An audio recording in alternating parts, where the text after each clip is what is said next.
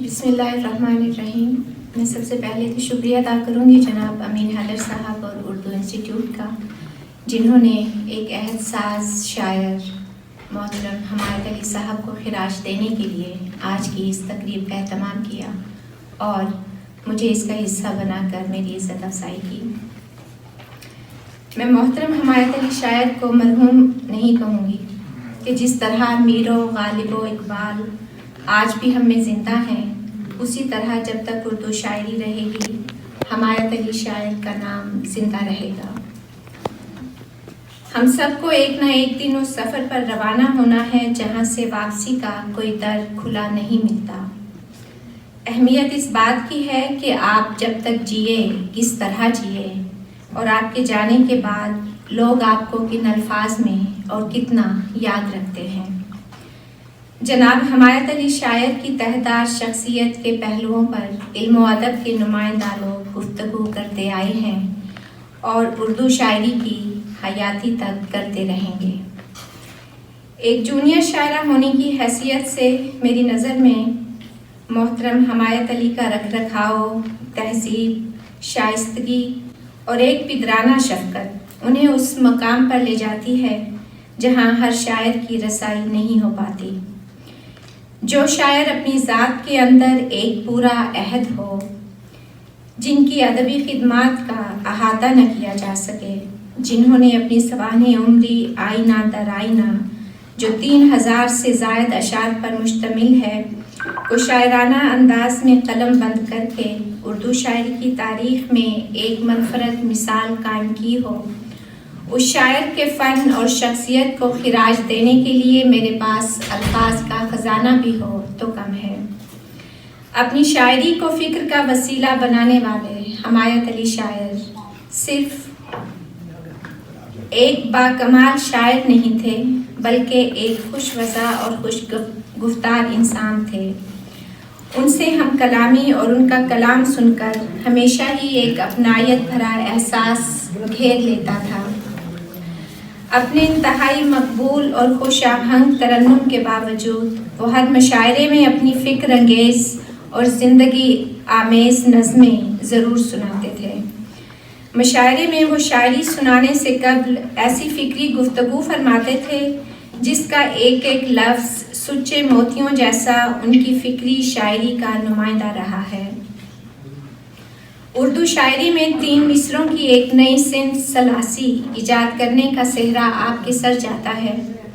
ان کی مشہور و مقبول 2 سلاسیاں پیش کرتی ہوں۔ یہ ایک پتھر جو راستے میں پڑا ہوا ہے، یہ ایک پتھر جو راستے میں پڑا ہوا ہے، اسے محبت سنوار دے تو یہی صنم ہے، اسے عقیدت تراش لے تو یہی خدا ہے۔ واہ! مرنا ہے تو دنیا میں تماشا کوئی کر جا، مرنا ہے تو دنیا میں تماشا کوئی کر جا، جینا ہے تو ایک گوشہ تنہائی میں اے دل، معنی کی طرح لفظ کے سینے میں اتر جا۔ وہ اپنے ایک شعری مجموعے کے دیباچے میں اپنی زندگی کی سچائی یوں بیان کرتے ہیں: مجھے اپنے طبقے، اپنی کچی مٹی کے مکان اور اپنی معمولی سی زندگی پر ناز ہے، جس کی وساطت سے مجھے سماج میں زندگی کے جدلیاتی عمل کو سمجھنے کا موقع ملا۔ مجھے وہ درد نصیب ہوا جو میرے شعور کی روشنی میں چمک کر شعلہ نہ بن سکا تو ایک انگارہ ضرور بن گیا۔ یہی انگارہ کبھی ہوائے زمانہ سے بھڑک اٹھتا ہے تو میرے اور میرے فن کے لیے مشعل راہ بن جاتا ہے، اور کبھی چراغ سر مزار۔ سیاست کے عنوان سے ان کی لکھی 8 سطری نظم پیش کرتی ہوں، اور یقین کیجئے یہ نظم آج بھی ہمارے معاشرے کی بھرپور عکاسی کرتی ہے۔ یہ سیاست بھی کیا عجب شے ہے، یہ سیاست بھی کیا عجب شے ہے، میں سمجھتا ہوں میں بھی حق پر ہوں، تم سمجھتے ہو تم بھی حق پر ہو، میں تمہیں مار دوں تو تم ہو شہید، تم مجھے مار دو تو میں ہوں شہید، سب شہیدوں کی صف میں شامل ہیں، میں ہوں یا تم یہاں بفضل خدا، سب شہیدوں کی صف میں شامل ہیں، سب یزیدوں کی صف میں شامل ہیں۔ ہم سب اپنی زندگی کے آخری ایام کے بارے میں سوچ بچار کرتے رہتے ہیں، اور ایک شاعر نے اپنی سوچ کو کچھ یوں نظم کیا تھا: دل کو ہر گام پر کسی دل کی، کسی انسان کی تلاش رہی، لوگ ملتے رہے بچھڑتے رہے، میرے کندھوں پہ میری لاش رہی۔ آخر میں ان کی سوانح عمری آئینہ در آئینہ سے چند اشعار پر اختتام کرتی ہوں، اس دعا کے ساتھ کہ رب کریم انہیں اپنی محبوب ہستیوں کے ہمراہ جنت الفردوس میں اعلیٰ مقام عطا فرمائیں۔ آئینہ در آئینہ۔ اس بار وہ ملا تو عجب اس کا رنگ تھا، اس بار وہ ملا تو عجب اس کا رنگ تھا، الفاظ میں ترنگ نہ لہجہ دبنگ تھا۔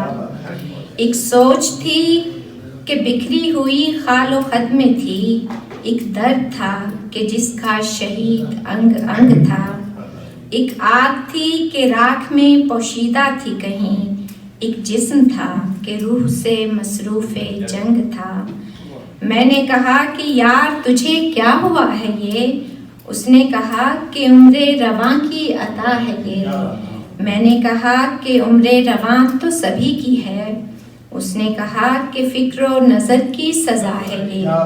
میں نے کہا کہ سوچتا رہتا تو میں بھی ہوں، اس نے کہا کہ آئینہ رکھا ہوا ہے یہ۔ میں نے کہا کہ سوچتا رہتا تو میں بھی ہوں، اس نے کہا کہ آئینہ رکھا ہوا ہے یہ۔ دیکھا تو میرا اپنا ہی عکس جلی تھا وہ شخص میں تھا اور حمایت علی تھا وہ۔